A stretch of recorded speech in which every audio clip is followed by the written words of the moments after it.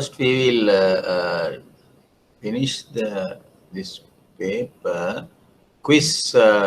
I think I discussed. Yeah, some questions I discussed. No, yeah, planning ministry. Yeah, this discuss distance, convex. Yeah, I wanted you to work out this. I said this answers. There's no one of these the responses is not correct. There is no correct response. That's why I just wanted to calculate that. Demand, price changes. Yes, right. This today we will finish this. Right. Did you work out this question? Question number 7.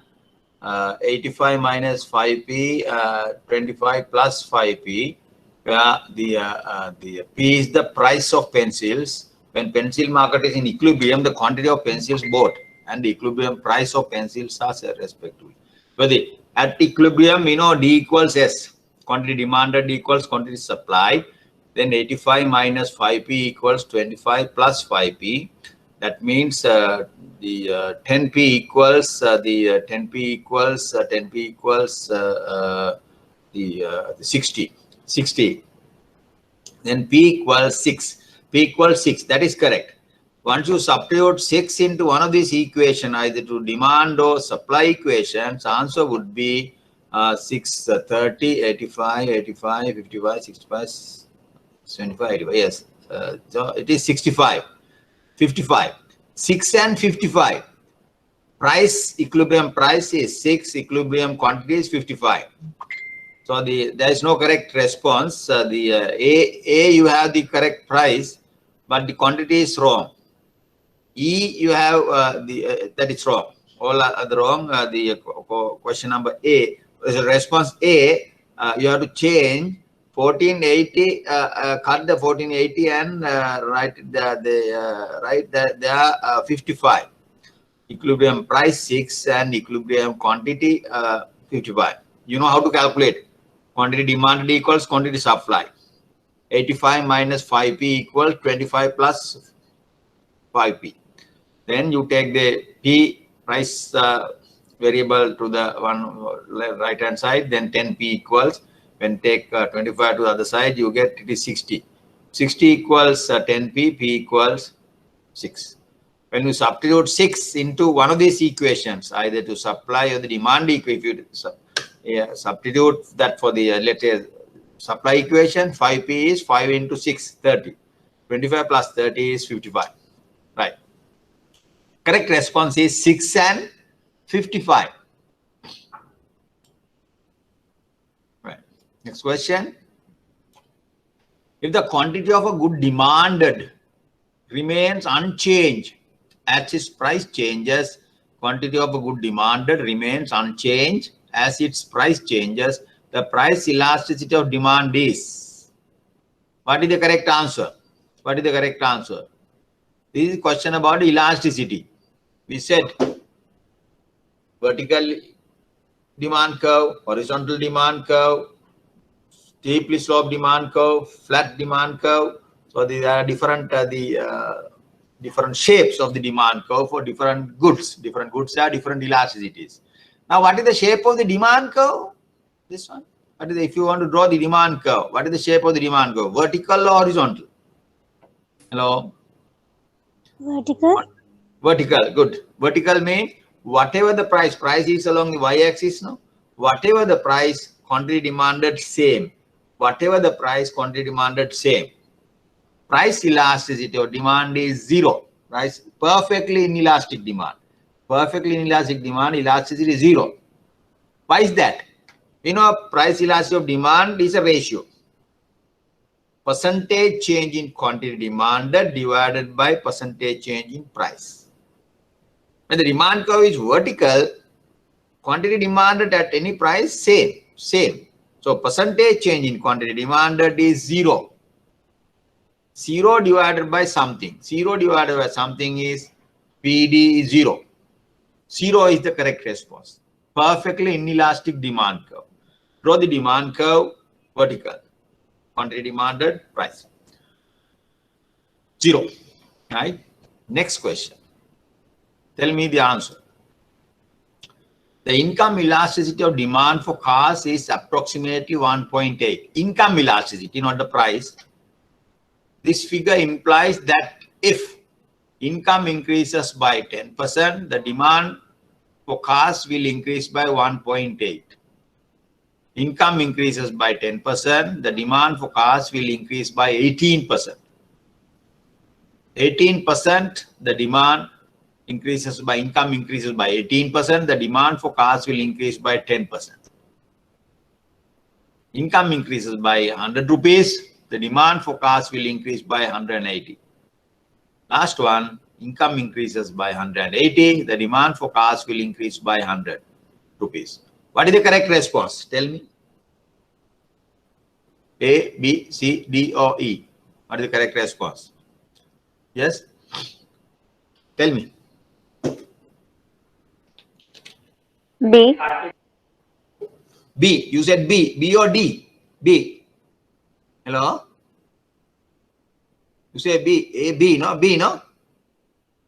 Well, yes, yes. Tell me. Hello? Sorry? But your response, I think, is correct. What is the? It is a B. B. B for Bertie. Bertie. B is the correct answer. Why is that? Let's argue. What is income elasticity of demand? Is the percentage change in quantity demanded divided by percentage change in price. Number one, it is not in rupees. Hello. Hello. Please switch off your mics, of course. So not in rupees. The last D and E responses are not correct at all. Not in rupees, percentage wise. So therefore, you exclude D and E. D and E is not possible. 100 rupee the change in demand, 180, 180, 100. No, it's a percentage wise. So it should be from one of these three responses. Now let's discuss what is income elasticity of demand. When income changes by 1%, by how much quantity demanded changes? Percentage change in quantity demanded when for a 1% change in income. Now elasticity 1.8. What does that mean? When income increases by 1%, demand increases. Also plus, no, not minus, increases by 1.8%. When income increases by 1%, quantity demanded for cars will increase by 1.8. Why it is increased? Because there is no negative. Minus, if it is minus, it will go down. This is a plus 1.8. When income increases by 1%, quantity demanded for cars will increase by 1.8%. Right. Then 10%. If income increases by 10%, how much quantity demanded increases? 18%. For 1%, 1.8. 10%, 18%. That's how we argue. So correct response is 10 B. B for Bertie. Right? 10 income increases by 10%. The demand for cars will increase by 18%. So it is also always 1%. For 1% increase, 1.8% increase. 10% increase, 18% increase. 100% increase, 180% increase. 200% increase, then 306% increase. Like that. Right. Okay. Next one.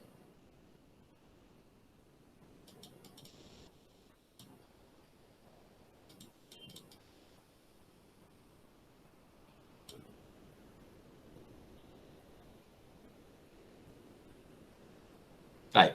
The price elasticity of demand for mobile phones is reported to be minus 0.7.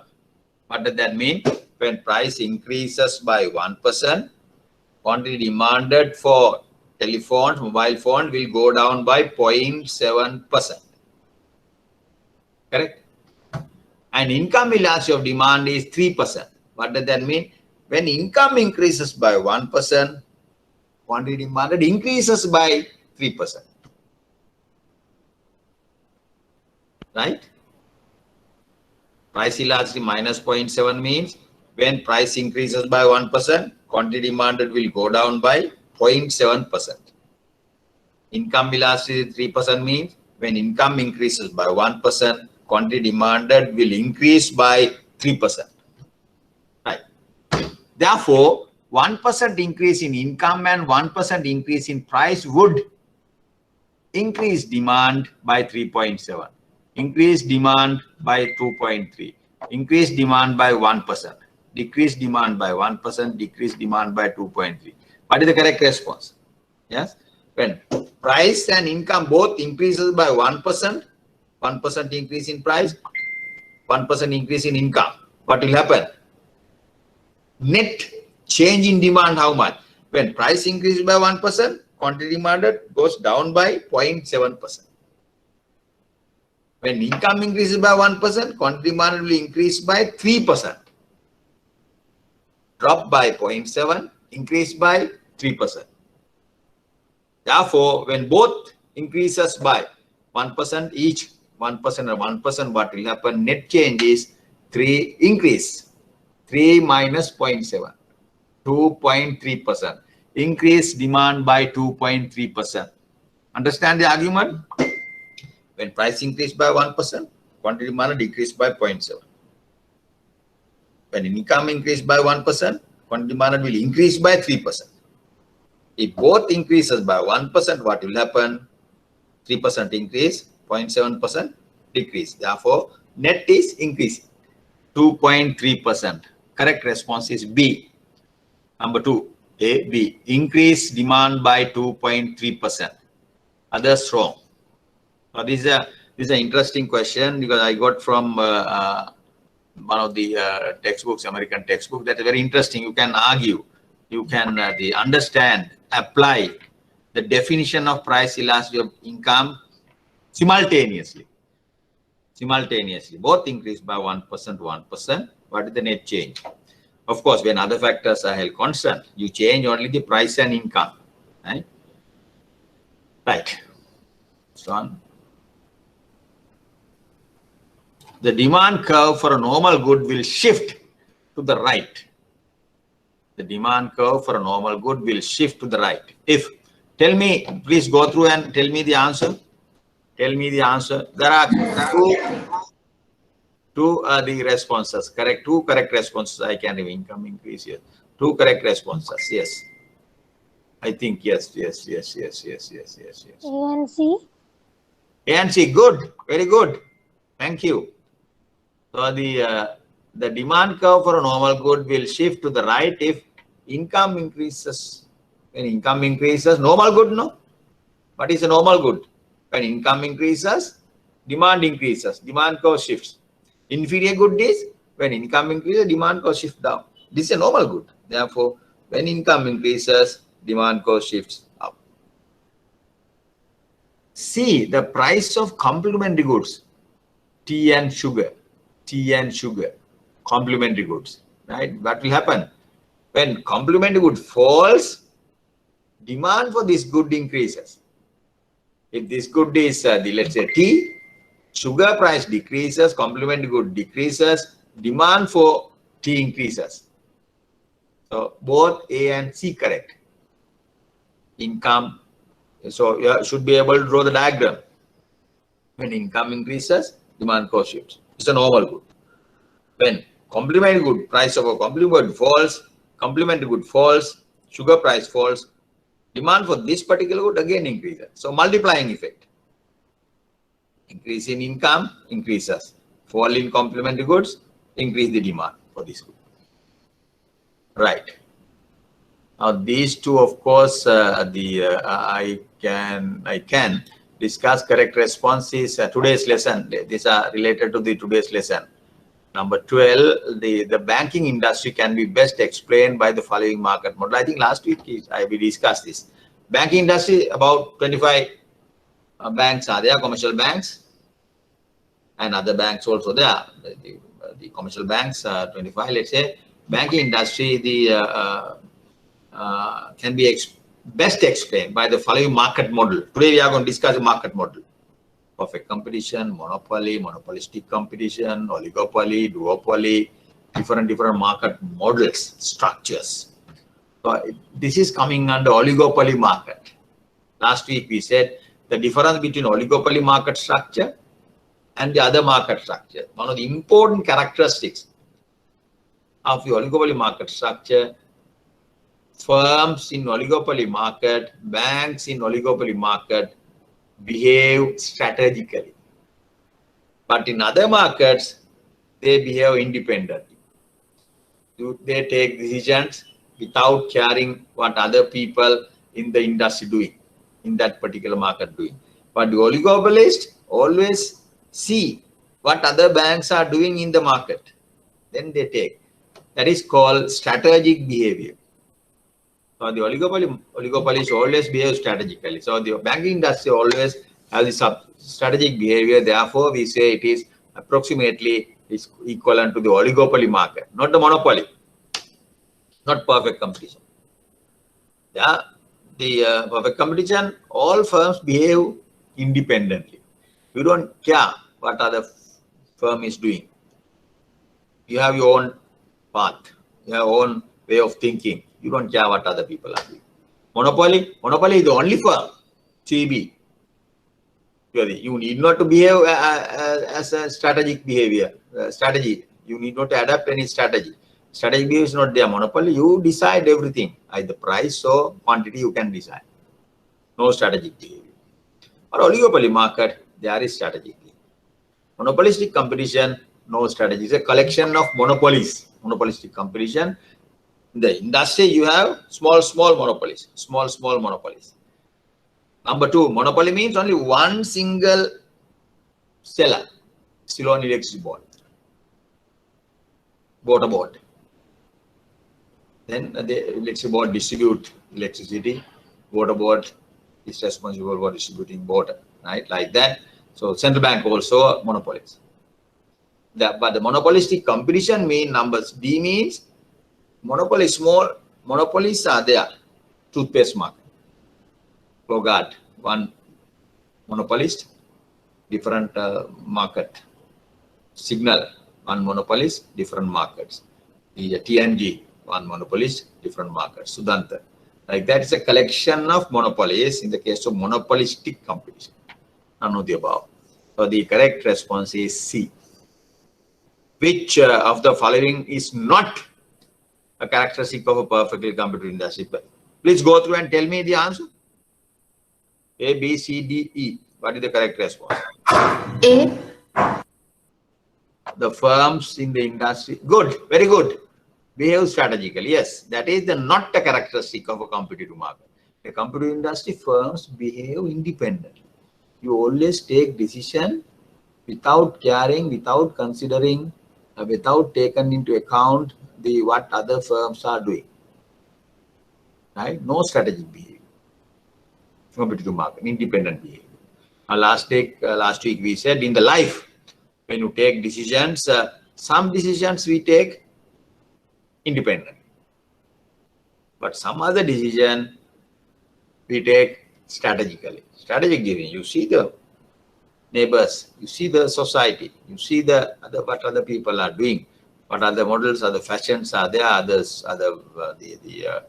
the types of the sandals, types of the frocks you are using, colors and lots of taste. Others' behavior affects your decision. That is strategic behavior. Or some other decisions, you don't care. You take your own decision. That is the independent. So it's a combination of strategic and the independent behavior. We use in the real life, normal life, we use both. Combination of both strategic and independent behavior when you take decisions. Right. Last two questions are good. Actually, today's lesson is linked to these questions. Right. We'll go to the other lesson. Right. Any questions about the tutorial? Please ask me. Let's spend 2 minutes. If any clarification, questions, please ask me. Before we move to the next chapter, listen. Okay.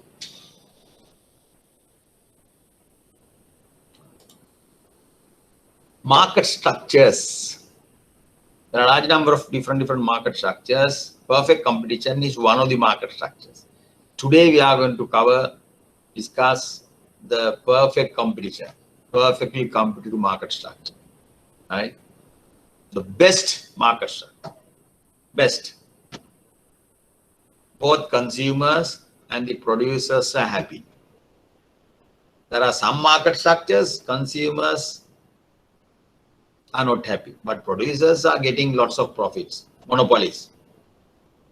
Monopolies getting economic profit. Sometimes they use the term exploit the market. Consumers will have to pay always higher price compared to the competitive market. The competitive market price is, if it is 100 rupees, if you monopolize this market, more than that. Competitive market structure is the best market structure, right? Now let's see how to define a market structure. Number one, then what are the types of market structures? The outline, introduction, the market. We define what is a market. The definition of a market. Then different market structures: competitive market, monopoly, monopolistic competition, oligopoly. Then after that, of these market structures, we come to perfect competition. Perfect competition, what are we are going to discuss this in detail. What are the basic assumptions of competitive market, characteristic of a competitive market. Then how does a firm in a competitive market solve the basic production question? What is the basic production question? What to produce, how much to produce, to get the maximum profit. So the profit maximization is the objective. No? Then firm has to answer that question, what would be the profit maximizing output? Then to answer that question, they use MR, AR and demand curves and MC curves also. Profit maximization, short run and the long run. Short run and long run. Remember we said, we have in the theory of firm, we discussed, we have two concepts, short run behavior, long run behavior. What is the difference? The short run, firm has got fixed factor. In the long run, no fixed factors, all are variables. In the short run, because there is a fixed factor, there is a fixed cost. In the long run, since there is no fixed factor, no fixed cost, all are variables.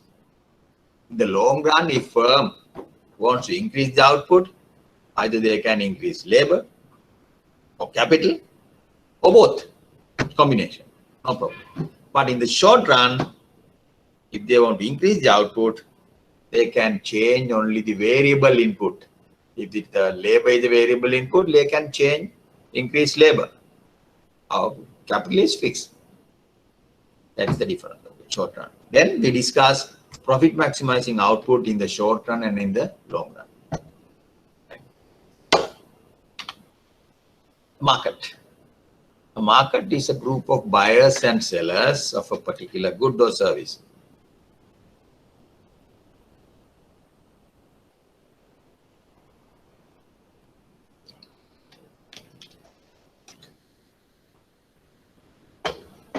The buyers, consumers. Buyers are the consumers. As a group, determine the demand for the product. Buyers, consumers represent the demand side. And sellers, as a group, determine the supply of the product. Firms, suppliers, sellers. Right? Then some markets physically bring together the buyer and the seller. You can see when you go to Sunday fair. You are the buyer, sellers are the traders, are there. Then you start buying these things. When you go to the supermarket, you are the buyer, but the seller you can't see. Seller is the whole supermarket, right? It is hidden. Whole market is there. Seller. You don't go to each and every product, and there is no buyer seller for the each and every product market. A good some groceries, Sunday fair. Buyer and the seller, physically they are there. Some other market, I think this I mentioned that in the first lecture also, the share market. you can't see the buyer and the seller. If you want to buy some shares, you are at home. You call the stockbroker. Please make arrangements to buy 300 shares of this company A. Then the broker has some information about the stock of supply of this shares, who is going to willing to sell. Then he call one of the sellers. Okay, today's going price is 12 rupees per share. Are you willing to sell 300 shares? Yes. Then he arrange this transaction. Seller is in Colombo, buyer is in Hambantota, right? Broker is in Colombo, right? That is you can't see physically. You can't see this. The broker bring together, perform this the transaction. Share market, e-trading, e-commerce also.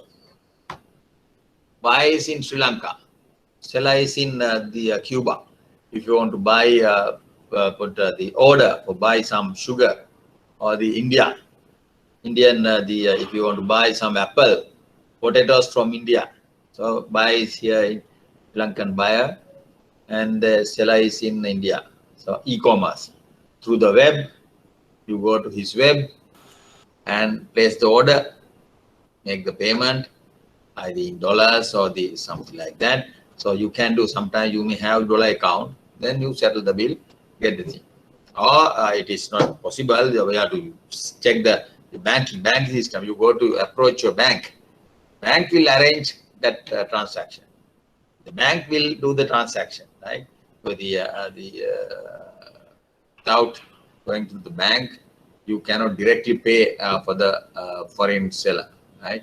Of course, the personal expenses, if you want to buy a book, cookery book from American company, US company or the UK company, then you can go to the web of that the company, placement, you may make the placement, order the book, pay through your credit card, then following day or day after you get the book.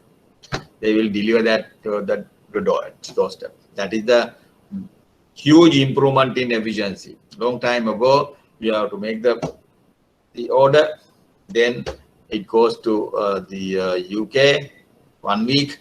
After that, they send that ship. That ship is coming another 2 weeks time. Then Colombo, they inform you, okay, ship has come. You can buy the book. You can collect that thing. You go to the warehouse and collect the book. Now that is, otherwise this is today's transaction.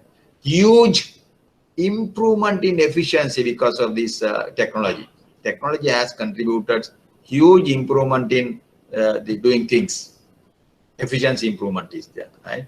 Within the 2 hours, you can the 1 day you can get the book down. Okay, right. That is about the market structure. Market structure. The structure of a market is a description of buyers and sellers in that market. Description. But how many sellers? How many buyers? Then what about the type of the information, type of the product they transact? About the entry-exit barriers. Some market, entry is blocked. Some other market, entry is free. You can buy, you can enter anytime, you can exit anytime. Right? Entry is the free. So these are the, then information about the product. Information sharing. Some markets, consumers and the sellers. Sellers has lots of information, but consumer doesn't have that information. Information asymmetry, we call it information asymmetry. Information is there. For some market, perfect information. Seller give everything about his product to the consumer. Consumer knows everything. Perfect information. Symmetric information. They share same information. Otherwise, asymmetric information. Right. We'll discuss the market structures. First market structure, best market structure. Perfectly competitive market or industry is one in which both buyers and sellers believe that their own buying and selling decisions have no effect on the market price. That means both buyer and the sellers, they are called price takers. they cannot influence the market price.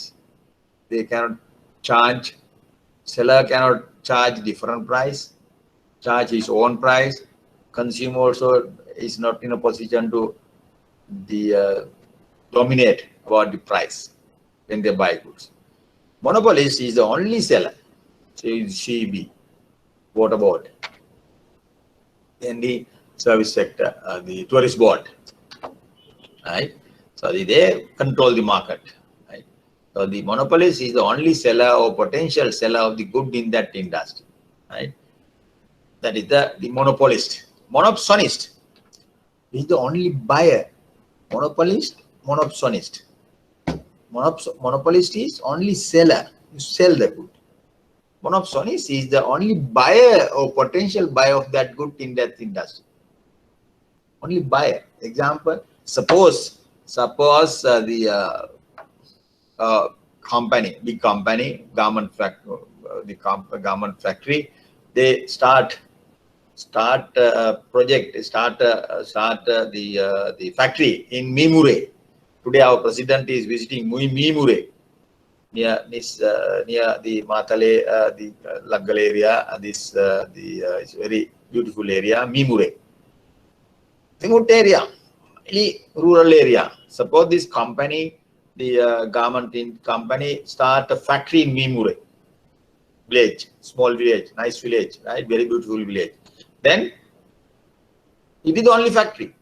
Then to hire the people, hire the workers, hire the people buying things. When they buy labor, they are monopolist. So monopoly in the labor market. You are the only buyer. Monopolist is only seller. But monopsonist is only buyer, only seller, only buyer. If the Mimure is they have the garment factory, this factory can decide wage rate, how many workers to be employed, hired, only buyer. Another example, international example is in US. In US, there are lots of the companies, firms, the producers, the ammunitions, the guns, armored cars, missiles. So lots of companies. Buyers, sellers are there, but buyer is the only by the UK government, US government. These sellers cannot sell their product output, machine guns, the missiles, the armored cars, the rifles to other countries or other firms.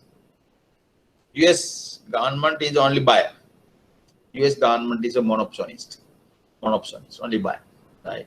That's how they control this arms race or the world war. Because if these companies, if everybody has access to the other terrorist group, access to these companies, then you have a problem. Some underground things will happen, right? US arms going to Colombia, Colombian the mafia group sell those to the some other African countries, Nigerian terrorists, like that. These things can happen underground, but officially they should sell all their output to the US government, right? That is the monopsonist, right? Monopolist, only seller. Monopsonist, only buyer. Another market structure. Oligopoly. Oligopoly is a market in which only a few firms compete with one another, and entry into the market may be blocked. Market may be blocked, right?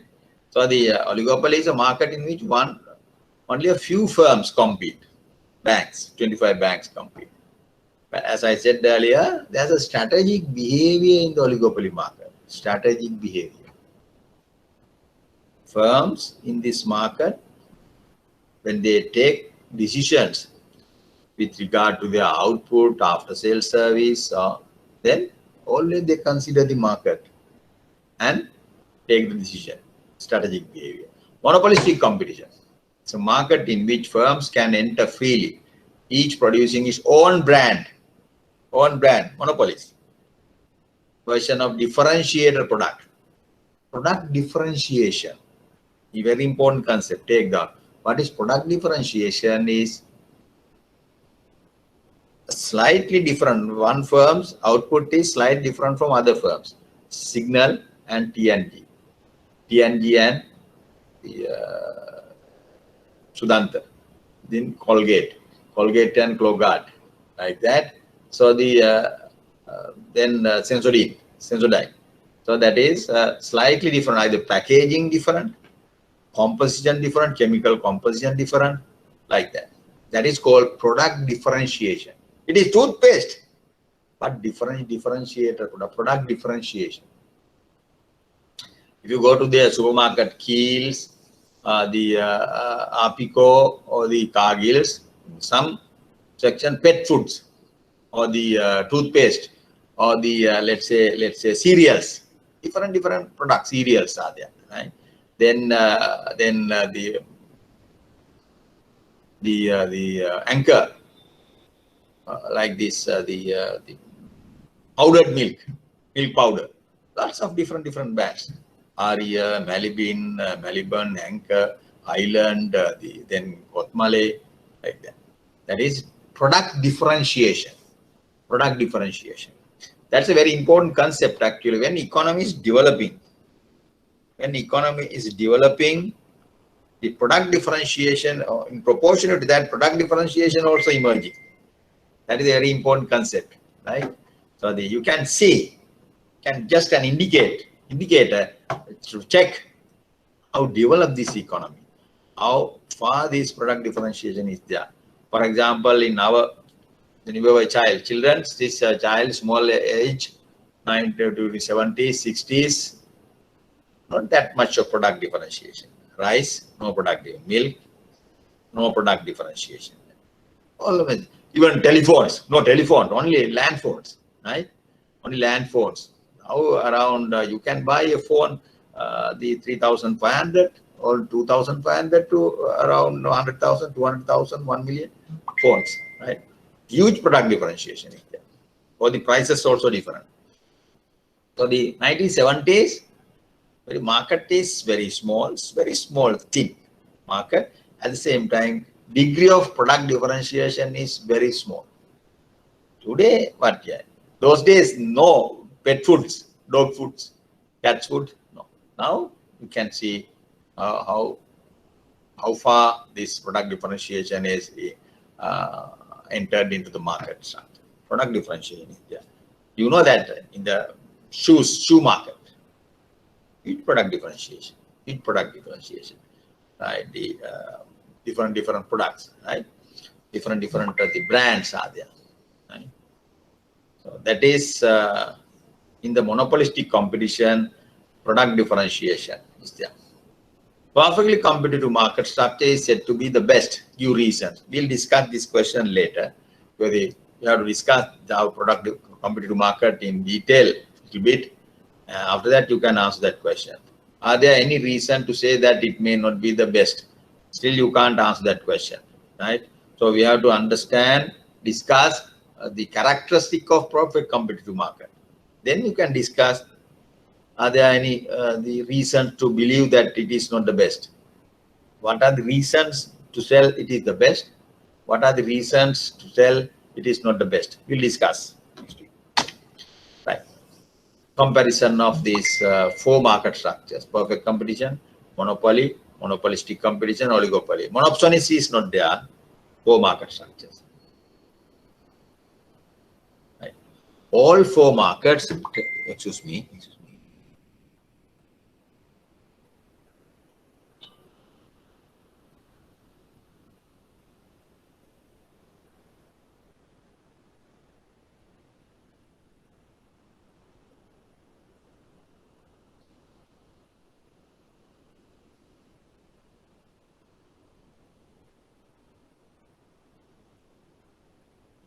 Right. Perfect competition, monopoly, monopolistic competition, oligopoly. Sellers, producers, competitive market, sellers are price takers. Seller, any firm cannot determine the price. The seller has to decide, accept the price determined by the market. Market, demand and supply forces determine the price. Each firm has to accept that price. That's why it is called seller is a price taker. Monopoly. Seller is a price maker or price setter. Take down that there you can say it is a setter also. Seller is a price setter or maker. You can decide the selling price. Not only that, you can sell the same product at two different prices for two different consumers. Price discrimination. You can discriminate the price. Not a uniform price. Electricity is sold lower price to the households than to the industries. Industries pay higher unit price for the electricity than consumers, household, than we are paying. Right? That is called price discrimination, because you are the monopolist. You are the monopolist. You say, okay, this is my pricing policy. Industries, you are making profit. You have to pay the 45 rupees per unit. Households, average household, then you can pay by electricity paying only 15 rupees per unit. That is my pricing policy. If you don't like, you can exit the market. Don't buy electricity. Just disconnect your meter. That's all. But you can't do that. You are the monopolist. Monopoly, whatever the pricing policy, you have to follow. You are the monopoly. Monopolist is a price setter. Monopolistic competition. Sellers are price makers. I said it's a collection of monopolies. Signal, toothpaste, Colgate, Colgate, Supriviki, Sudanta. Different monopolies. Small markets, small monopolies. They are price makers, price setters. Oligopoly, sellers are price makers, price setters. Okay. Then entry, that is another variable to be discussed. This entry condition varies across the market structures. Entry into the market is free. Industry, any firm can enter, outside firm can enter into this industry, or existing firm can exit. Currently in the market, he can exit from the market. Entry, exit, no barriers. It's free. Monopoly. Entry into the market is completely blocked. Right? So that is you can't, if you want to start a hydropower project, CB permission is important. Right? CB won't give, but there are lots of evaluation process is there. But you are the monopolist. So entry is blocked. Central bank is a monopolist. Government never allow to have another central bank. Monopolist. Entry is blocked. Legally blocked. Administrative blocked. Right? No other firms can enter into the market. Right? In monopolist, entry into the market is completely blocked. Monopolistic competition is a collection of monopolies, industry collection. Any firm can enter. But when they enter into the market, you have to have a differentiated product. You can't come up with Signal. You can't come up with start producing Colgate. You have to have a different brand name, different toothpaste, different product, differentiated product. But entry is free. You can enter.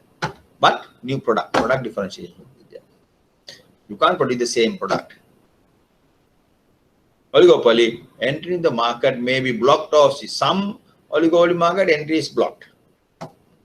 Some entry is free. For example, banking industry, commercial banking industry, now at present, there are, if you want to start, if a company, if another firm wants to start a commercial bank, Central Bank has stipulated huge requirements.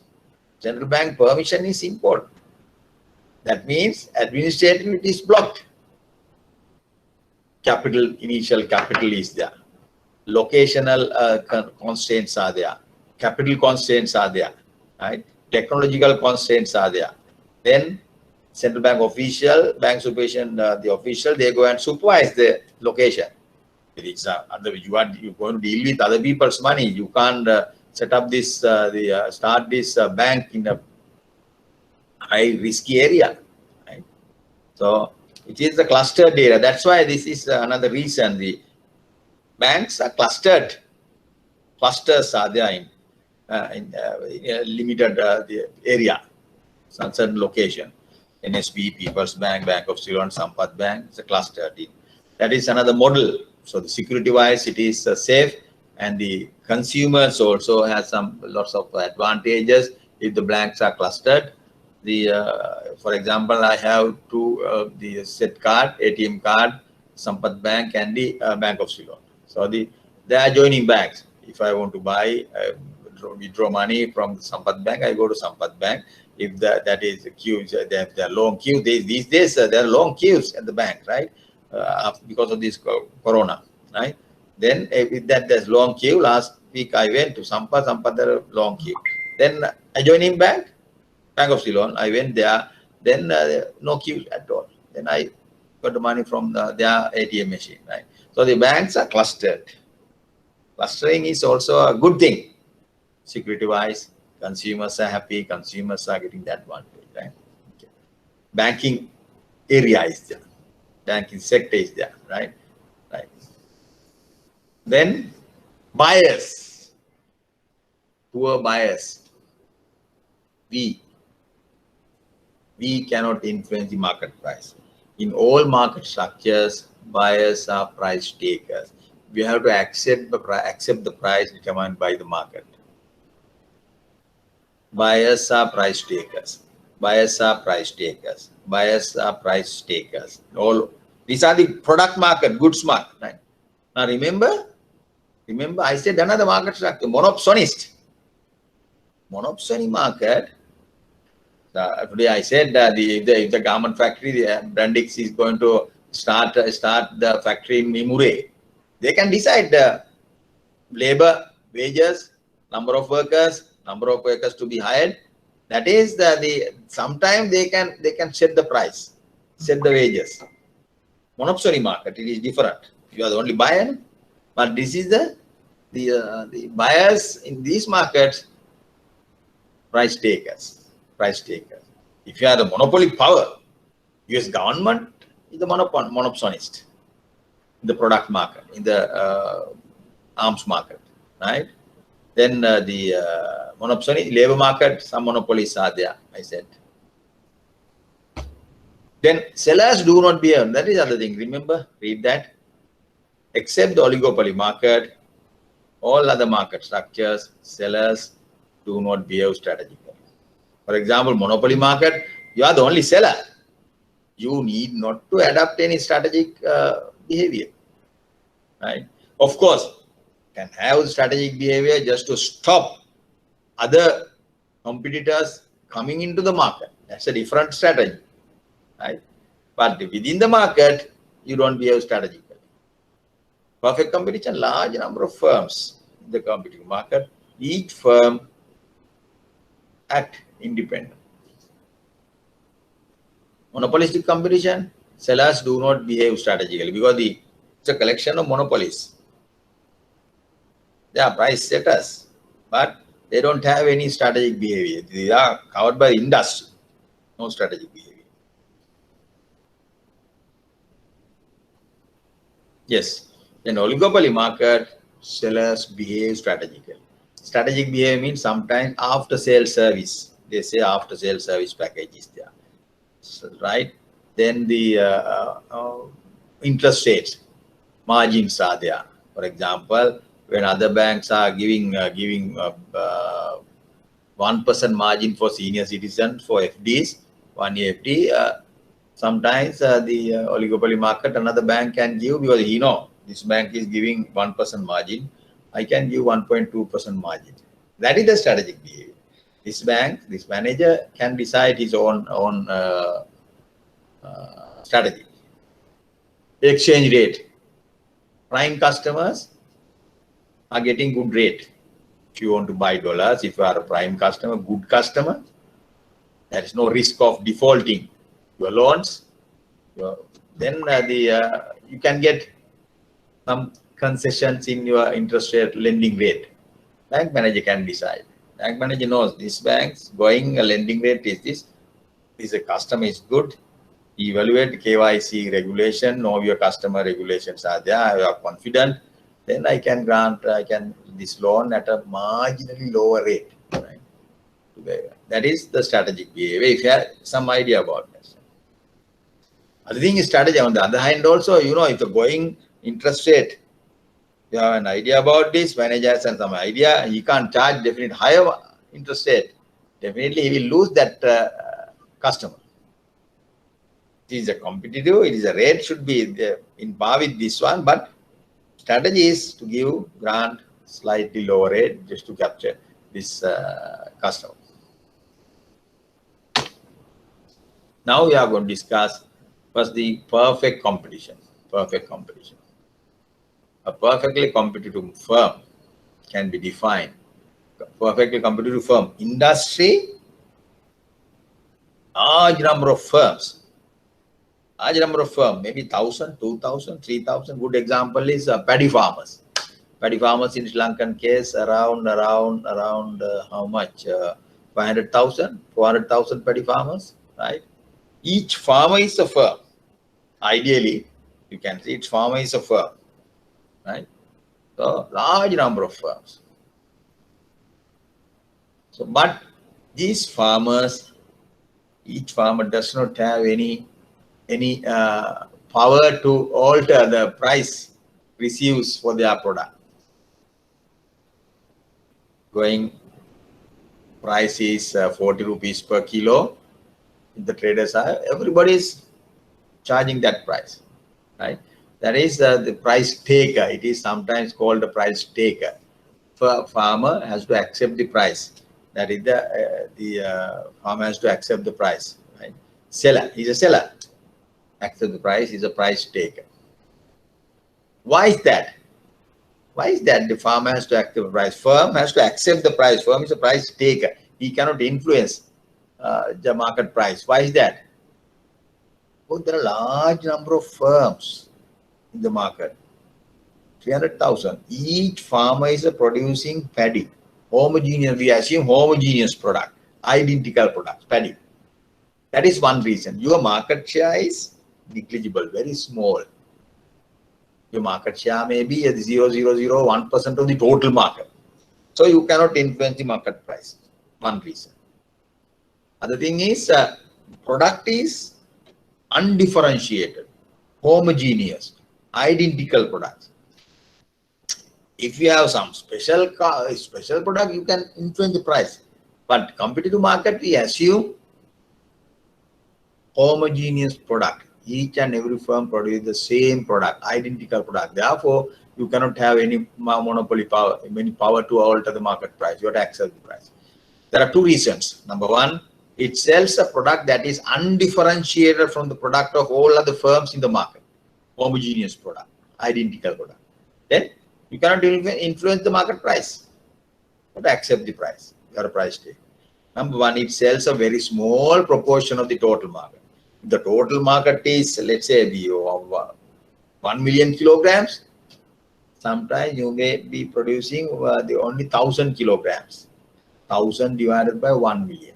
1,000 divided by 1 million. It is the 1,000 divided by 1 million means 1 million, 1,000.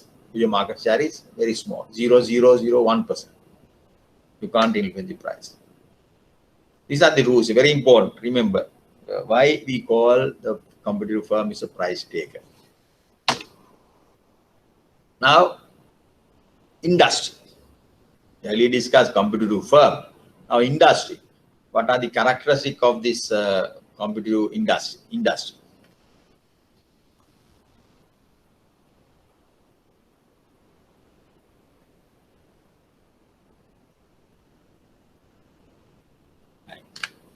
Competitive industry,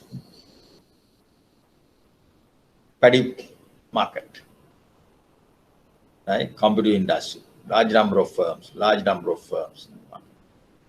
Characteristics. Number one, presence of large number of firms. There is no limit. In the oligopoly banking industry, you have 25 banks, 27 banks, right? But the competitive industry, 1,000, 2,000, 3,000, you don't know. Huge market, large number of producers, competitive. These are the assumptions. Assumption, right? Number two, each and every firm in the industry produces same product. Product is homogeneous. And therefore, the outputs of different sellers are perfect substitutes. Paddy, perfect substitute. If you take a Signal and Colgate, the consumers, there are set of consumers for the Colgate, another set of consumers for the Signal. They are not perfect substitutes. Perfect substitute. But in the case of competitive market, product is perfect substitute. Identical products, homogeneous product. Number C, perfect customer information about availability and price. Customer, no asymmetry in the market. There are two players, buyer and the seller, sellers and the buyers, sellers and the buyers, consumer and the producer, right? Product is there, they produce, producers produce. There are some characteristics about the product. So the producer has all this information about the product, their quality, their composition, pricing policy, that is there. But the consumers, sometimes they may want some of the characteristics, some properties they may be lacking. But competitive market is not the case. Perfect information, symmetric information. Both firm and the customer share the same information. No hidden information, hidden characteristics. No asymmetry, symmetry. There is free entry and exit from the market. You can enter, you can exit. Any firm can enter, any firm can exit from the market. That is entry and exit from the market. No firm can do. Right? Then I will give discuss part C again. Information. Can you think of a competitive market, a market which there is asymmetry information? Company wants some information, but customers have all the information. But customers don't divulge you those information sometimes to the company.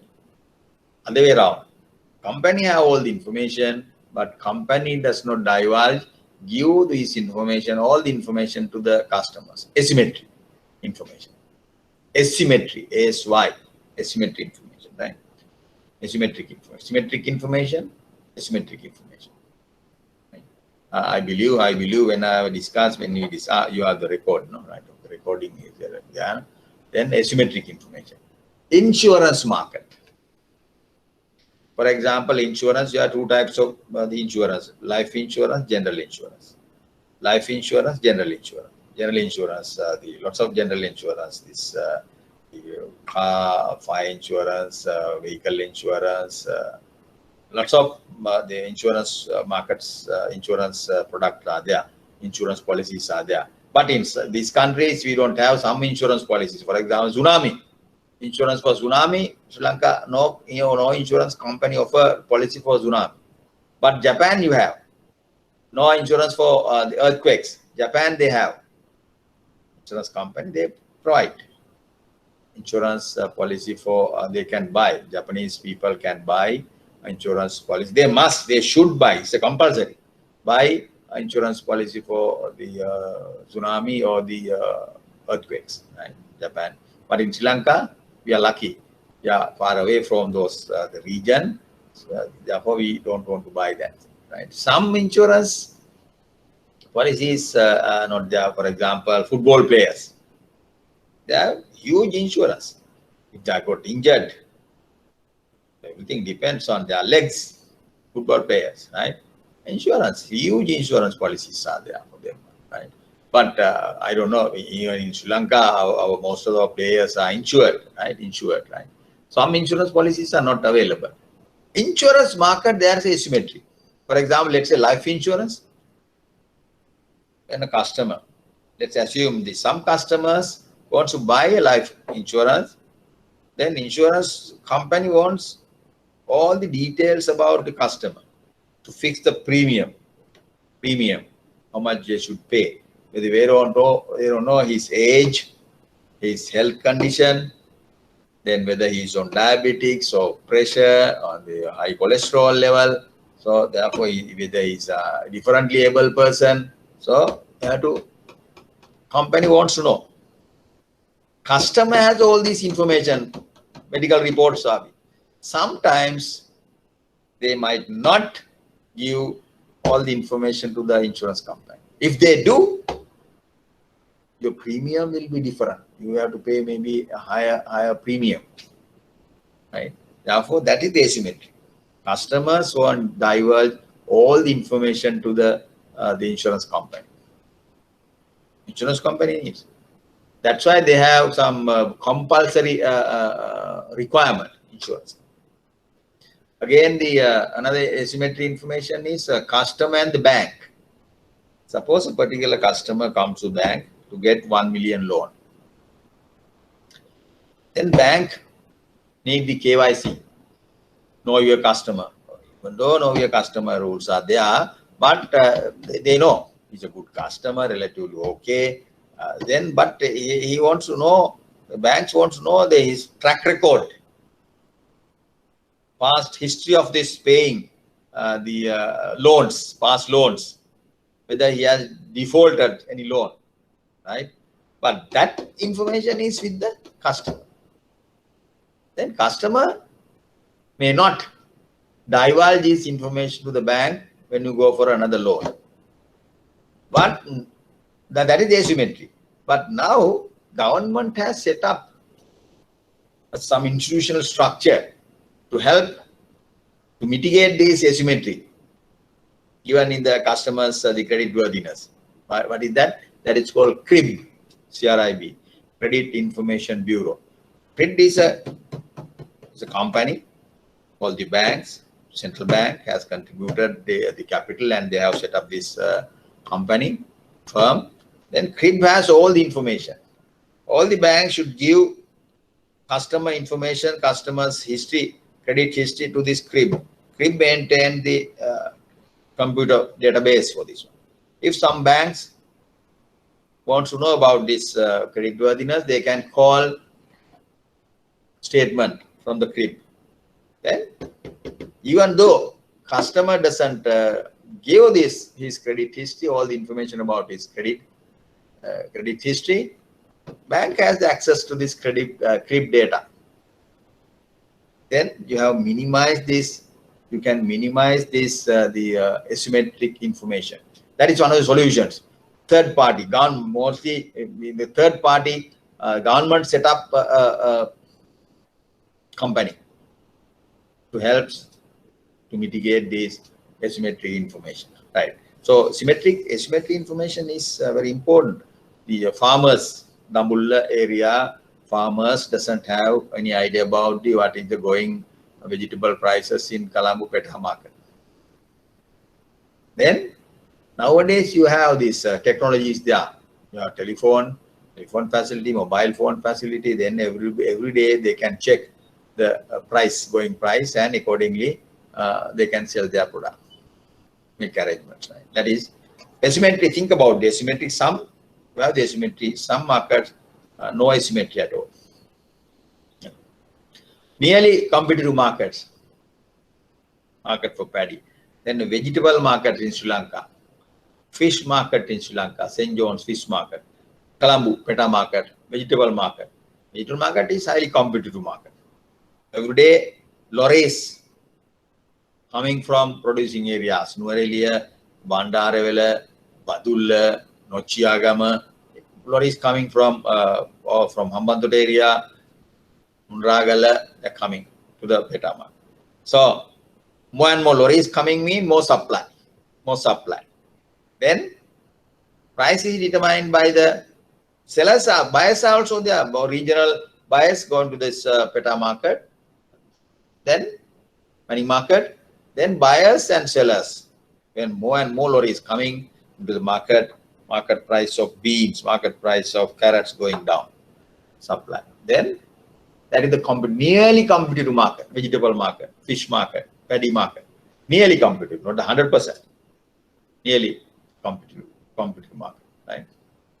Other thing is competitive market means anybody can enter, anybody can exit. Product is homogeneous. Right? Carrot.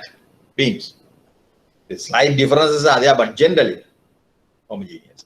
Then firms are price takers, consumers are price takers. Now we'll discuss this in detail. Now these are the characteristics. Please understand the four characteristic of this, four characteristic of the competitive market in the examination. So in the exam paper, if you go through, it's four. In every question consists of 4 parts: A, B, C, D. Now generally they ask first part is easy, slightly difficult. So therefore this is the ascending order is going. It's some last part is open with most difficult section in that question, right? Now in the first part they might ask what are the characteristics of the competitive market. Very easy question. Write down this. After that, in detail, you give the question, they give the questions and ask answers for them. Ask you to answer, right? Right. Now, this is the starting point, perfect competition. Large number of firms. This is the industry. Then I have taken one firm. Large number of firms in this industry. Entry, exit, no entry, exit barriers. Once you entry is free, exit is free. Product is homogeneous, right?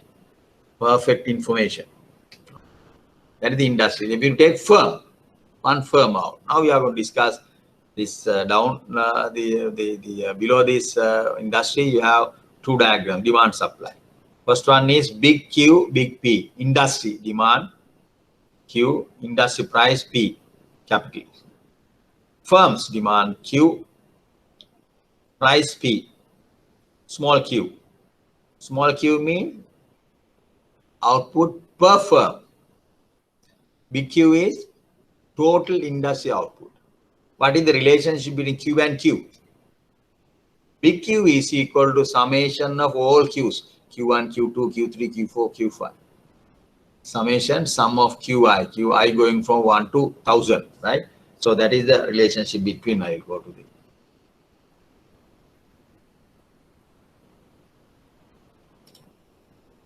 For example,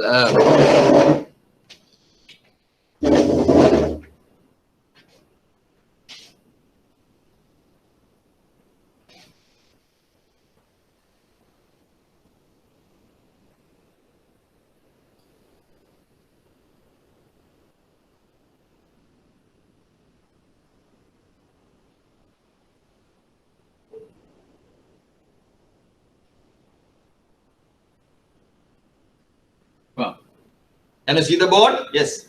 Can you see the board? Hello? Hello?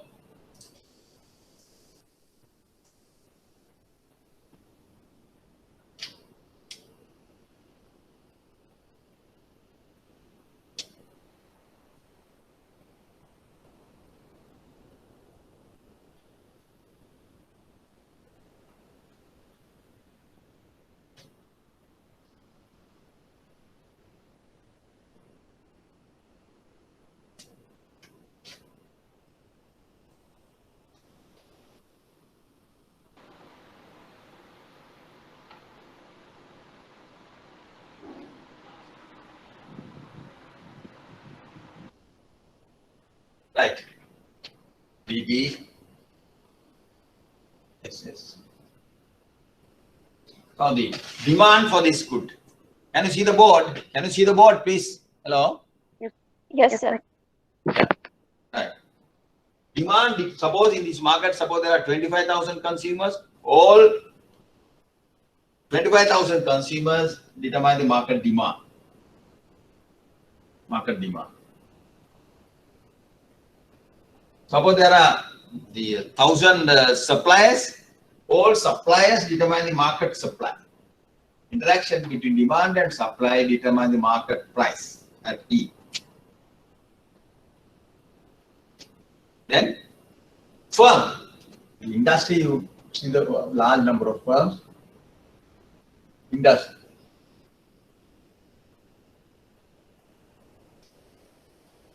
Firm takes this price. That's why it is called firm. It's a price taker. Firm take that price determined by the market. So demand curve faced by the firm is horizontal. Firm's demand is horizontal. That is equal to P1. Not only that, demand curve is horizontal, perfectly elastic.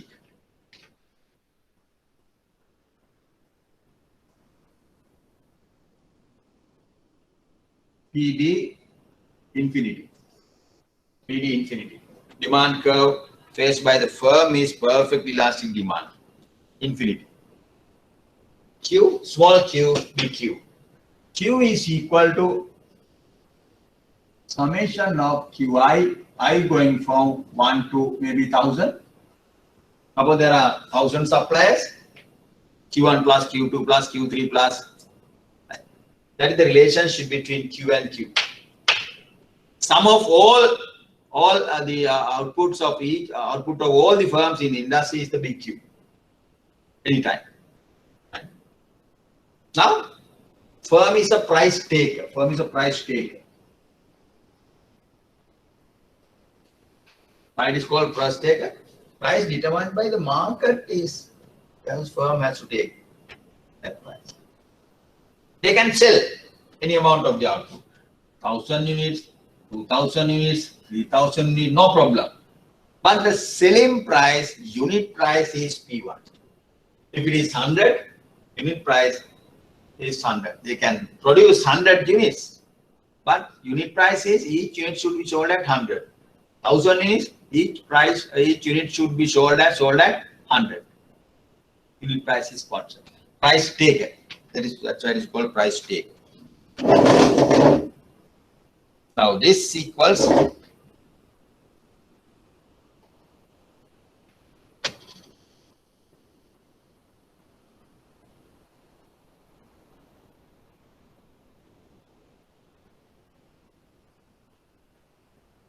so demand equals 3.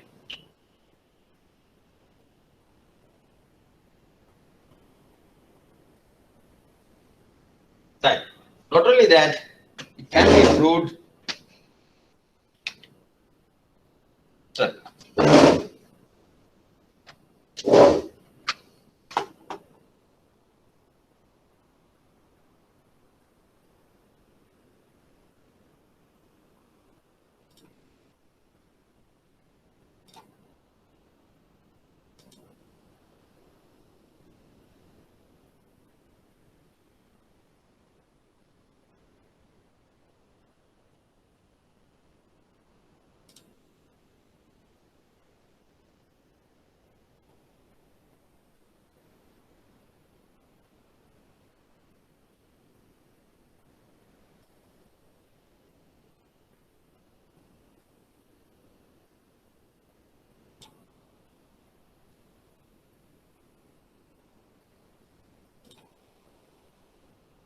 Right.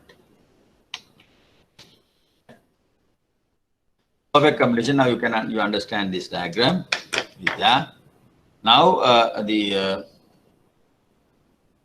can see the word now. A competitive firm faces a flat or horizontal demand curve. Flat or horizontal demand curve.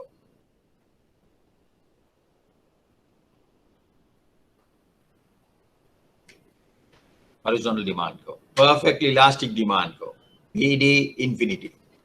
A firm could sell any amount of the good at price P1, the market determined price. If you can produce 100 units, 1000 units, 2000 units, but the selling price should be the same. What is the price elasticity of demand of the firm's demand curve? Infinity. Perfectly elastic. What would happen if one firm? Okay. Now before that, I would like to go to this. Go to the first question.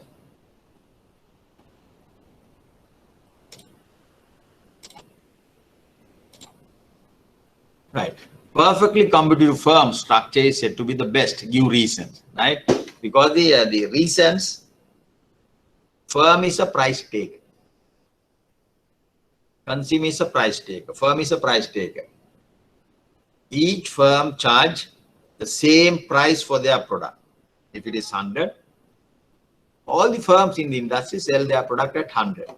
That price, it can be proved, is equal to the marginal cost of the production. It is called marginal cost pricing. What does that mean? If the marginal cost of production is 80 rupees, market price is 80 rupees. If the marginal cost of production is 50, market price is 50. That is the interesting thing. But the monopolist, if the marginal cost is 50, they can sell the item at 75, 100. Market price is greater than the marginal cost. But the competitive market is, it is equal to the marginal cost. Marginal cost pricing. Consumers are benefited. Consumers are benefited. So your market price exactly equal to the marginal cost of the output. Marginal cost of the output. Right? So that is in terms of the pricing policy, we can say it is the best. All the other market structures, price usually higher than the marginal cost of production. Competitive market only, price is equal to the marginal cost. Second question, are there any reasons to say that it may not be the best? That is interesting. On the one hand, we say it is the best. No entry exit condition, firms are price takers, identical products, homogeneous product, perfect information. That's the best market structure. Another reason to when you say it is the best, consumers, all the information that consumer demand, consumers may require, may need, available. Firm will give. That is another positive plus factor for the competitive market. Marginal cost pricing, perfect information. But you can say it is not the best. Number one, why is that? We said in the competitive market, the product is homogeneous, identical. Right? If it is shirts, same type, same measurement, same color, same color. Shoes, same fashion, same model. Right?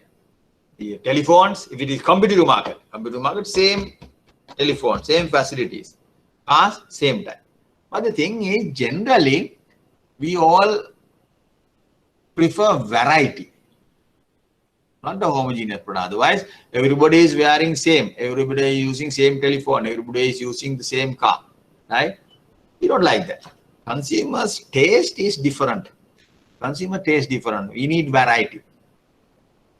Competitive firm, this assumption does not address that issue. No variety. That is one of the criticism about the competitive market. Competitive market is the best, but there are some criticism. Consumers don't like the homogeneous, the identical product assumption. But can't help, that is done, right? Okay. Right.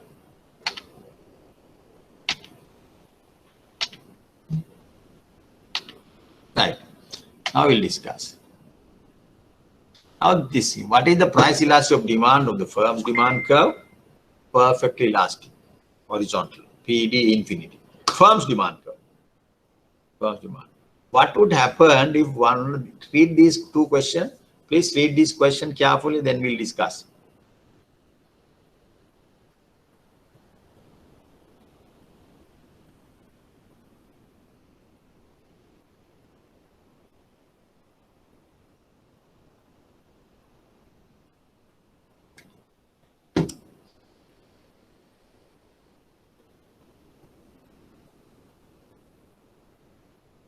What would happen if one of the firms tries to sell the good at a price higher than P1?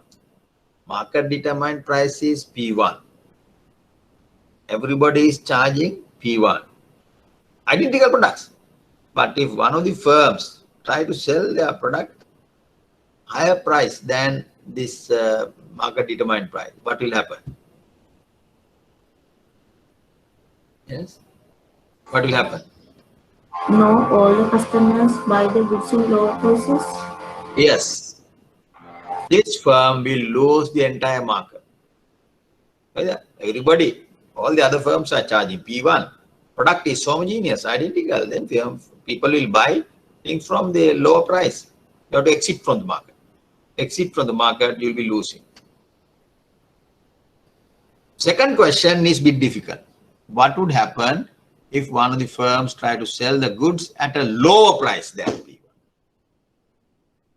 Think about what is the answer, okay? First question you can easily answer. Second question is not that easy. You can. Not possible. Not possible.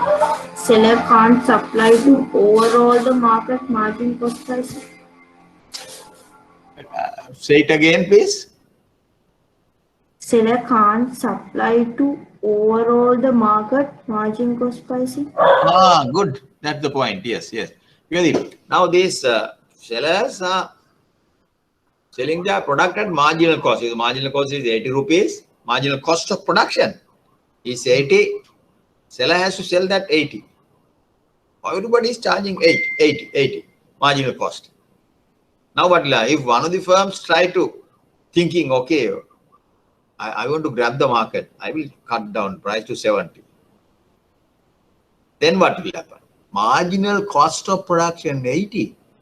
If we try to sell that 70, he will be losing. Firm cannot survive. Cost of production 80. You are trying to selling that 70. But the people will come, but the thing is you will be losing. Again, you have to exit. So the marginal cost pricing, no firm can charge less than the marginal cost. You will be losing your negative profit. No firm can charge price higher than the marginal cost. Then again you will be losing. You will have to exit from the market. Your market share will come to zero. These are the two interesting questions. Please think about that. Okay. Now we are going to try gradually. We are developing this model. Now we know firms demand curve is horizontal. It can be proved this demand curve is the MR curve. Demand curve is the MR curve. How do you prove? Let's assume firm is producing at present Q, output Q. Firm, one of the firms in the industry. That is that. What is total revenue? P into Q. P star into Q. P multiplied by Q. Now, suppose firm increase the output from Q to Q plus 1. What would the unit price be? It's a price taker. You can't change the price. You can produce any amount. Unit price same. What is the total revenue? Output increases by 1 unit. What is the total revenue? P into Q plus 1. Price same. Then what is P into Q plus 1? What is the difference in TR2 minus TR1? I have given that. Another name for this TR2 minus TR1, what is that? Marginal revenue. When firm increase the output by 1 unit, by how much revenue changes? That is marginal revenue. If you solve this, what will happen? P star into Q plus 1 minus P star Q.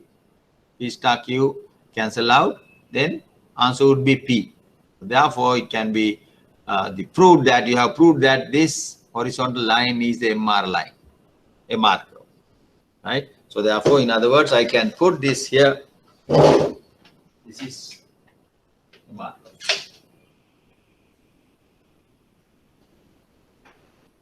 So I'll erase this industry.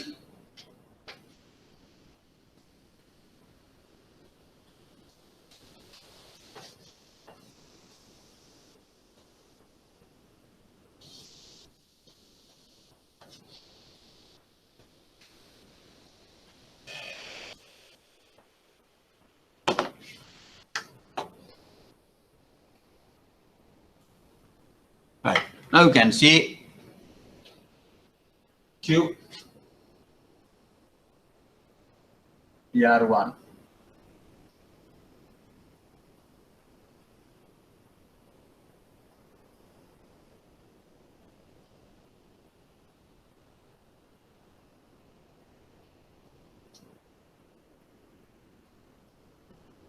MR is TR2 minus TR1. That is P into Q plus 1 minus PQ. And that means PQ plus P minus PQ. PQ cancel out, that is P. MR equals P. MR equals P. P1, let's say P1. P1, yes, P1. Not P1.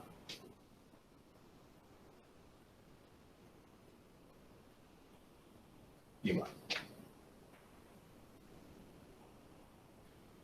P1. Right? Then what will happen? The actually in the note I have put only P. It's okay. P price. Right? So the demand curve is perfectly elastic. MR curve is perfectly elastic. Horizontal. Correct? Then what will happen? Profit maximizing output. Then you can decide this is MR curve. What is the profit maximizing condition? MR equals MC. MR equals MC. Where is MC curve? U-shape MC. This is the profit. This is MC curve. Profit maximizing output is here. This is the profit maximizing output. The profit maximizing output Q star. That is the profit maximizing output. That is the profit maximizing output. MR equals MC. The condition. Firm decide the profit maximizing output at the point of intersection of MR and MC. MR and MC. Right?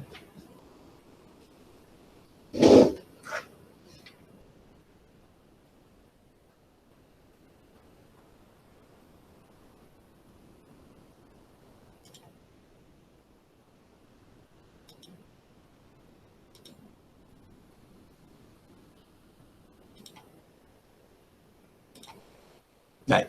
That is the MR MC is price MR and AR. That is also AR. You can prove that AR also. D equals MR equals AR. Now what will happen? Profit maximization. MC cuts MR curve at this point Q. Now I have drawn AC curve. AC curve, I will go to that point. So the AC curve is this. Now this is MR curve.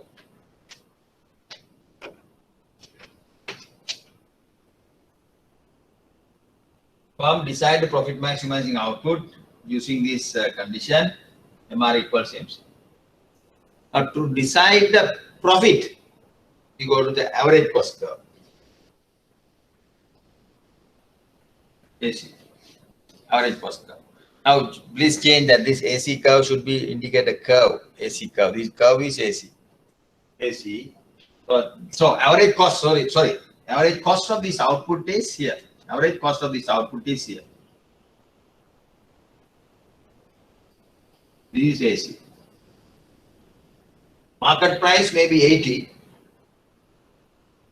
Average cost may be 60 of this output. This output can be sold at 80. Revenue is this much. P1 into Q star. Revenue. But the average cost is, let's say, 60. 60 into Q is the total cost.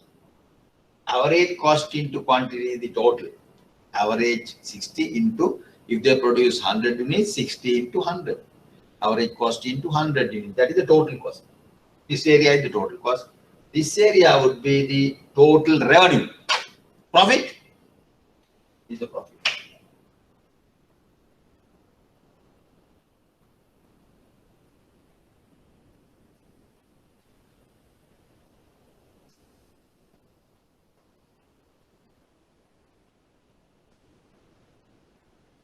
This indicate your profit, right? Profit. Okay, the x-axis small q. Y-axis we have drawn P, MR, MC, AC. MR curve is horizontal, that is the price line, that is equal to P. That is also demand, perfectly elastic. Then you have MC curve. Then you have AC curve. Indicate that AC curve. You have to indicate that Q also, Q here. P1, this area is the total, revenue. Small rectangular is the, give the total, the cost. Oh, sorry. Please take down this, the revenue.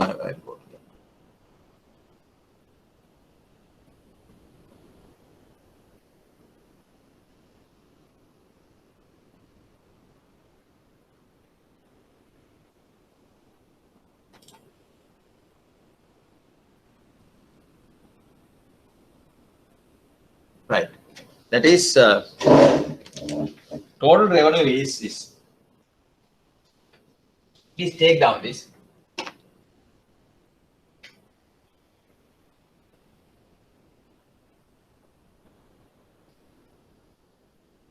Total cost is average cost into Q star. Profit is PR minus TC, profit.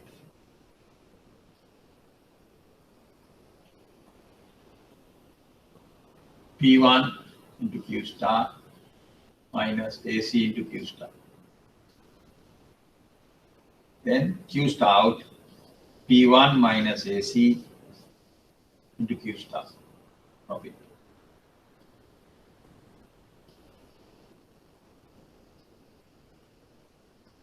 What is P1 into Q2? P1 minus AC, P1 minus AC.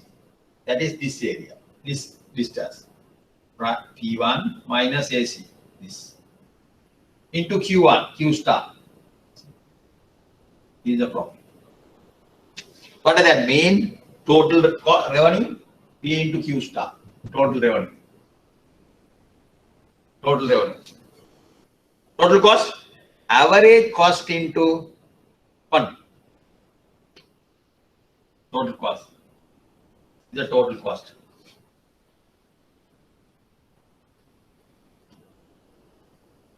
Total cost. This is the profit. Please take down this. I have not given that. Please take down that.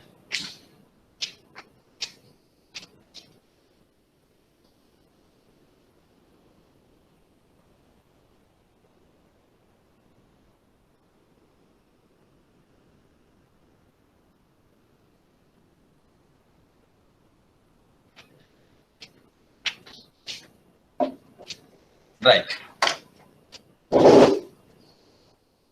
Now we discuss the determination of profit maximizing output by a firm in a competitive market. We discuss characteristic of the competitive market, perfect competition, the 4 characteristics of the perfectly competitive industry. Then we discuss, we proved that firm faces the horizontal demand curve. Industry demand curve is downward sloping, industry supply curve is upward sloping, but the firm's demand curve is horizontal. Again, firm's demand, MR curve is horizontal. It is the MR curve. It is the demand curve. It is the price line. Perfectly elastic. Then, how did the firm decide the profit maximizing output? We go to the theory of firm. Profit maximizing condition is MR equals MC, U-shaped MC curve. Draw the MC curve. Then intersection of MR and MC is the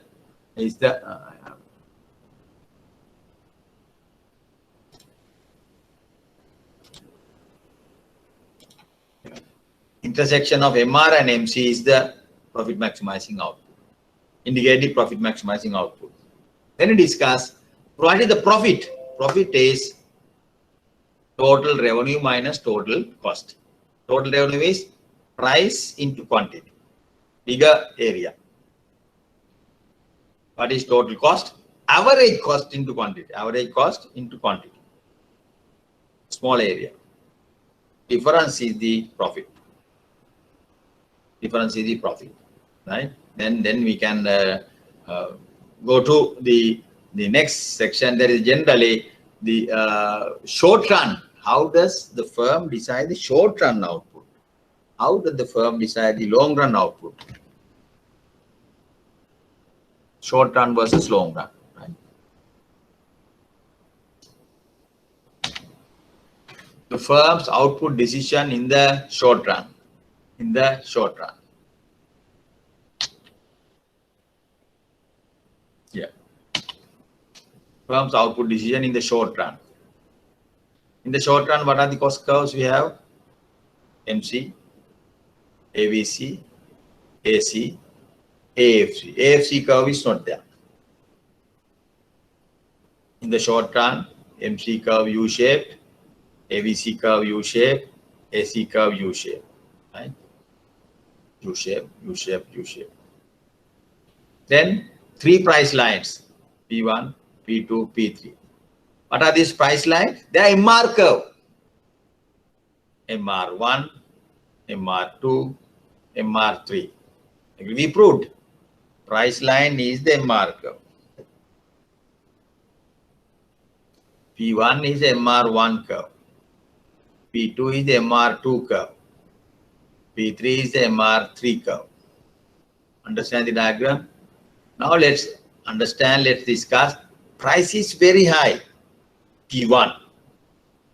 Market determined price is very high. Industry P1 is determined by the interaction between demand and supply. P1. Very high. That is the MR curve. What is the profit maximizing output? Q1. P1 into Q1. Suppose for some reason market price decreases to P2. What are the reasons? Market price decreases. More suppliers enter into the market. More and more suppliers. Earlier there were 1,000, now we have 2,000, 3,000. More suppliers. Market supply increases, supply curve shifts. As a result, market price decreases to P2. Possible. Now new MR curve is at P2. Then further drop in price. Market price can drop. Then some fall in consumers or the increase in suppliers. Then market price decreases. Further drop in market price. Now we have 3 conditions, 3 market shocks, 3 market prices, 3 MR curves, 3 profit maximizing output. When price is P1, profit maximizing output Q1. When price is P2, profit maximizing output Q2. P3, Q3. Because they are MR curve, MR. Firm, the price is very high, firm, produce Q1. Intermediate level, price, produce Q2. Exactly at the minimum point of AVC. Minimum point AVC is the shutdown price. P3 is the shutdown price. Again, they produce Q3. What will happen if market price falls below P3? Firms stop the production. Temporarily, they shut down their firm. They can go up to shutdown. They can decide Q1, Q2, Q3. Up to Q3, they can come. They can cut the output. But if the market price falls below, they don't stop. Shutdown price is the critical point. They stop the production. They never go beyond Q3, below Q3. Shutdown price.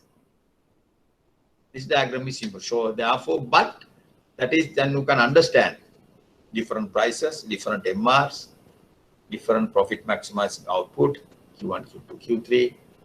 Then we know the reasons for different prices. Increase in suppliers, price goes down. Or the increase in suppliers, increase in weather condition, improvement in weather condition, paddy production increases, then price goes down. Then some of the consumers exit from the market, price goes down. For example, this because of this COVID, the issue, market price at the beginning went down hugely. right? People, because of the Paligoda cluster, the people didn't go to the fish market. Traders didn't go to the fish market. Traders were they couldn't sell their fish. Market price went down huge. So therefore, supply is condition changes. Condition changes, not the demand. Demand condition changes. People's demand, people's taste changes, or number of consumers taste or changes, or they drop, or the people's taste changes. I think okay, we don't want to go to the Paligoda.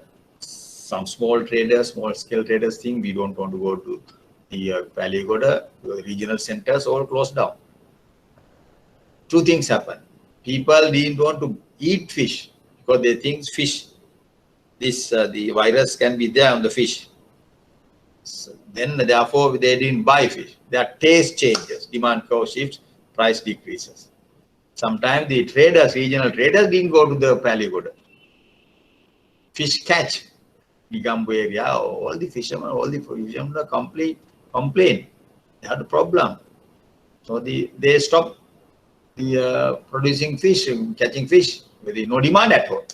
Market price decreases. I know in one of my friends living in Matara, he said when he buy fish, he was very careful, very scared of.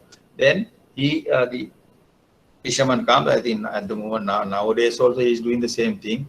This regional, this small fisherman coming with the small fish, this bucket of fish are there. Then he put a small pot and asked, okay, whatever the fish he wants, a small fish, okay, kumbalawa, okay, 2-3 kumbalavas. Then he weigh and pay the price. Price is paid separately.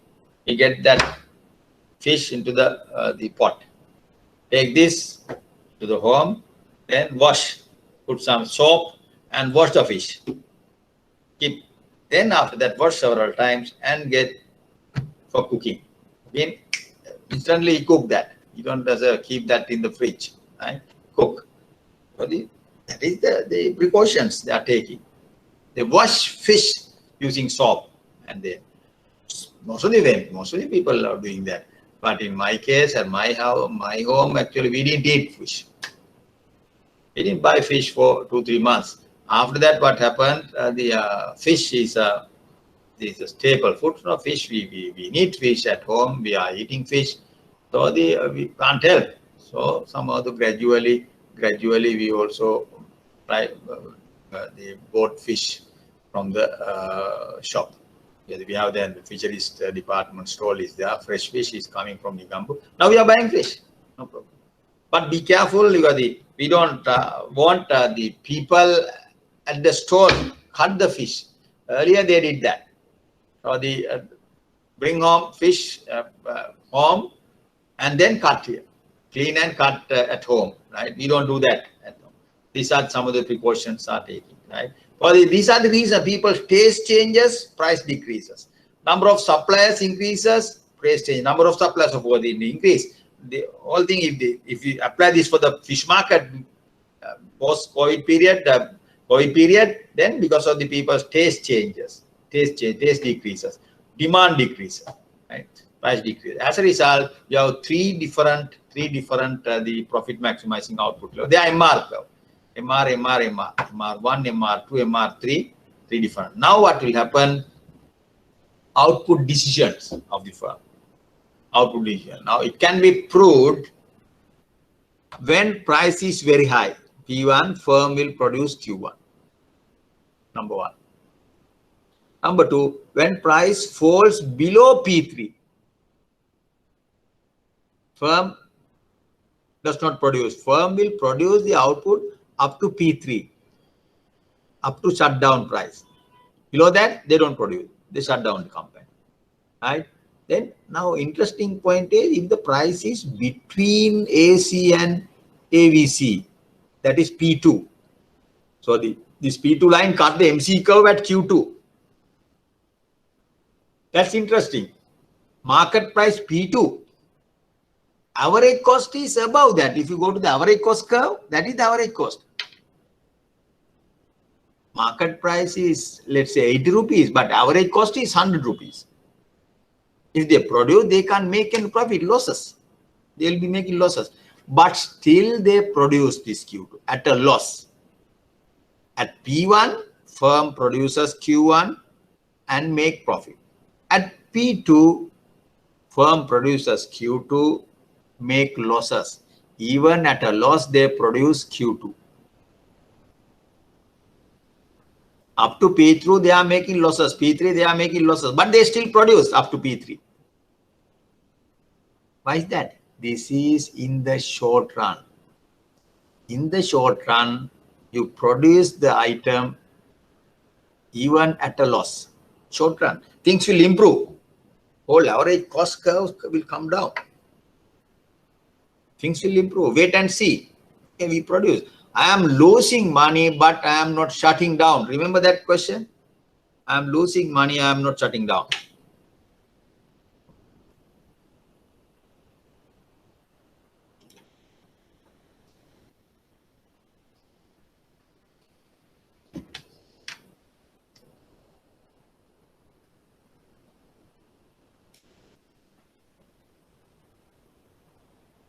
An entrepreneur reports, I am losing money.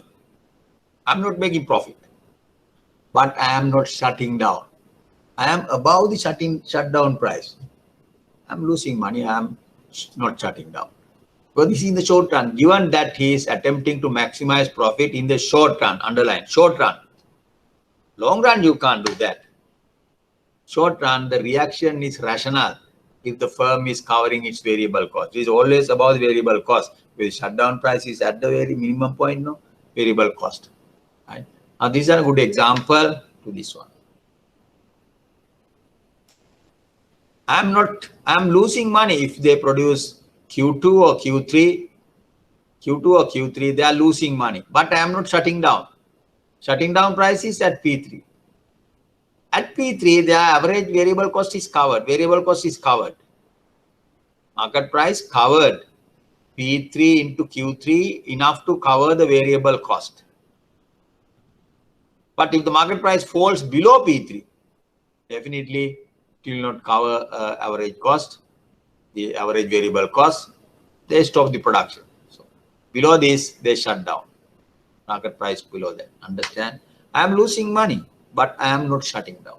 You see, because this is in the short run, things will improve. Things will improve. That's why this. Okay. Now this, you understand this diagram. Now we go to the question. Now this, I want you to calculate cost data for, I think I have two questions. No, yes. Cost data for a perfectly competitive market firm are given below. Find Q going from 1 to 6, 1, 2, 3, 4, 5, 6. ABC 30, 20, 15, 13, 15, and 20. Total fixed cost 60. Fixed cost is 60, 60, 60. Find TC and MC schedules.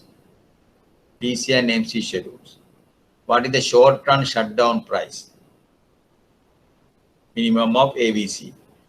Minimum of ABC. I can answer that question. What is short run shutdown price? What is shutdown price? Min ABC. Minimum of ABC curve. Minimum of ABC curve. Minimum of ABC. 30, 20, 15, 13. Shutdown price is 13.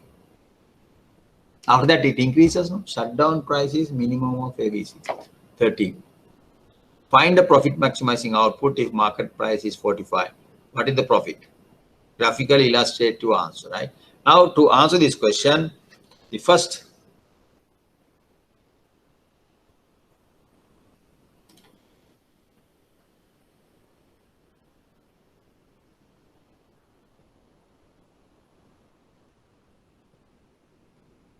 we go to the board.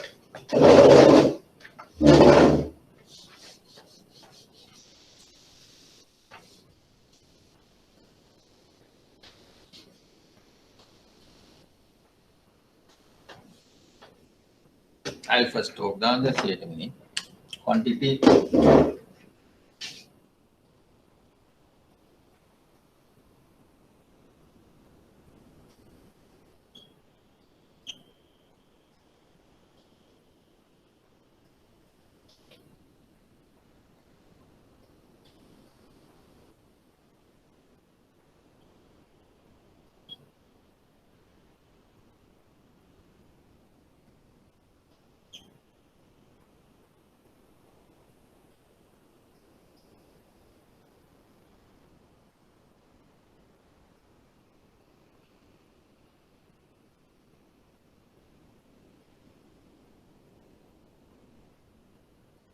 cost is 60.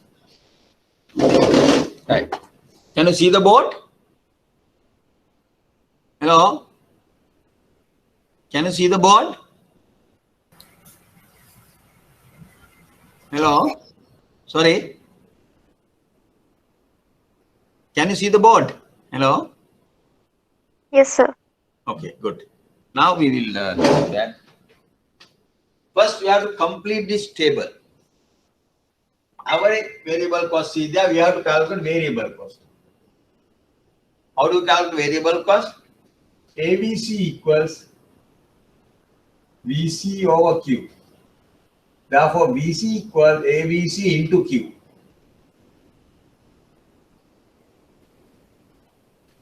To multiply this to get VC. 1 into 30, 30. 2 into 20, 40. 3 into 15, 45. 3 into 4, 52. 75. 120. VC. Then fixed cost. 60.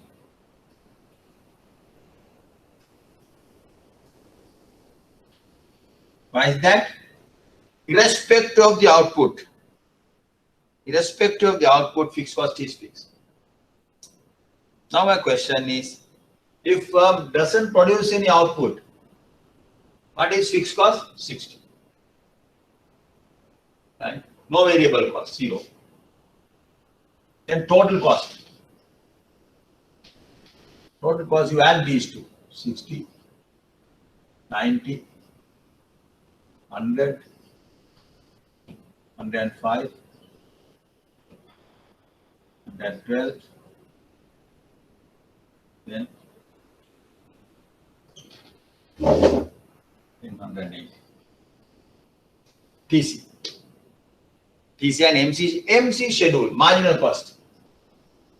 Marginal cost schedule. Change in total cost divided by change in output. Change in total cost divided by change in output. Change in total cost divided by change. Marginal cost.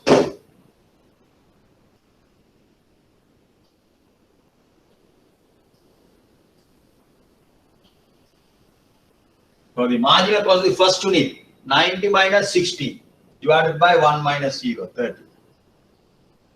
Second unit, 100 minus 90 divided by 2 minus 1, 10.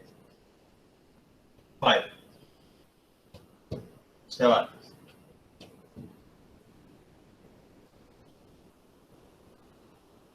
23. 45. Right. That is the answer to the first part. First part of the question. The find TC and MC schedules. TC and MC schedule, right? Then what is the shutdown price is the minimum of ABC, 13. Next two questions, homework questions. Find the profit maximizing output if market price is 45. Market price is 45. Market price 45.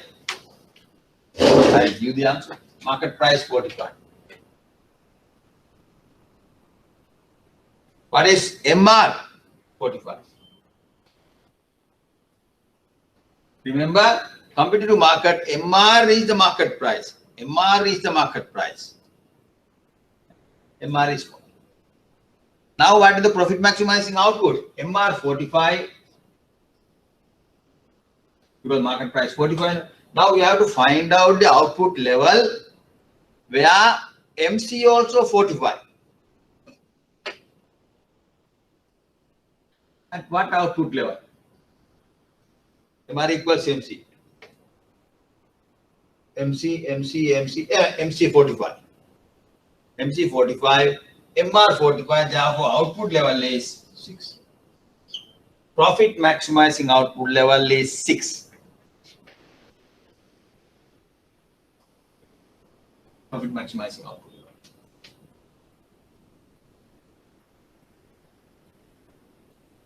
Right? Then profit. Revenue how much? Output 6, market price 45. Market price 45. Output 6. Total cost? Total cost is 108. Profit? 90. Yes? 90. 9. Good. 9. Profit is 9. Understand?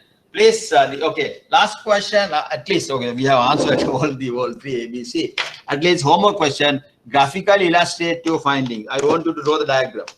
That also because I have the diagram. I have given the diagram. Just indicate the numbers. What is 6? What is 45? What is the average cost? What is profit area? Please draw that diagram. Go to that diagram and indicate that. Okay. We'll stop now. Please go through this again and work out all the examples. Understand the theory. Thank you very much. We'll stop now. We'll see you on next week, Saturday. Right? Okay. Thank you. We'll stop now. Thank you, sir.